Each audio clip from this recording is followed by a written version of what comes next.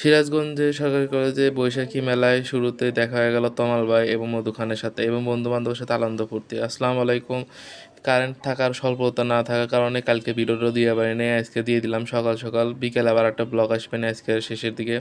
সকালে এসে মধু খানের সাথে দেখা হয়েছিল। তারপরে যখনই ভিতরে ঢুকলাম দেন কত মানুষজন, এত মানুষজন, মানুষের ঠেলায় আমি তো চারদিক নড়াচড়া করতে পারতেছিলাম না। এর দিক দিয়ে দেখি যে ছোটো ভাই বন্ধু-বান্ধব সবাই একসাথে আনন্দ ফুর্তি করতেছে দেখতেছে। এদিকে দেখতে দেখতে চলে আসলাম আমাদের হিসাব বিজ্ঞান বিভাগে। আইসাতেই বাবু স্যার সুন্দর করে সাজুগুজু করে আইছে, এত সুন্দর লাগতেছে স্যারের আসলে মনোমুগ্ধকর। এই দিক দিয়ে চারদিক দিয়ে ঘোরাফেরা করতে করতে গেলাম রসায়ন বিভাগের সামনে। রসায়ন বিভাগেও সামনেও দেখলাম অনেক মানুষের ভিড়। আজকে যে এত মানুষজন হয়েছিল, মানে গতকাল যা এত মানুষজন হয়েছিল যা কল্পনার বাইরে। তারপরে দেখা গেল আমাকে তমাল ভাইকে একটা কথা বলছি, সেটা পরবর্তী কোনো একটা ভিডিওতে দিমুনি।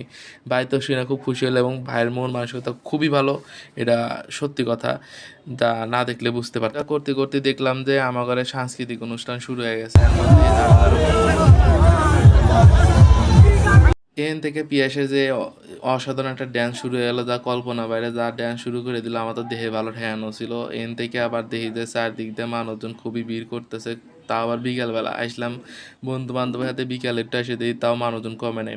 পুরা মাঠ জুড়ে এত মানুষজন। এদিকে দেখে ফয়সাল ভাই, মিরাজ ভাই কি জানি টেপাটেপি করতেছে, আমার বন্ধু রিফাত কিতনি খুশি আজ তাক নেই মিলা। এদিক দিয়ে দেখেন আরও কত মানুষজন শাড়ি পিন্ডিয়ে যারা আসিল, সবাই যাদের আছে, যাদের আছে, সবাই সাথে নিয়ে ঘুরতেছিল, বসেছিল, গল্পগুজব করতেছিল।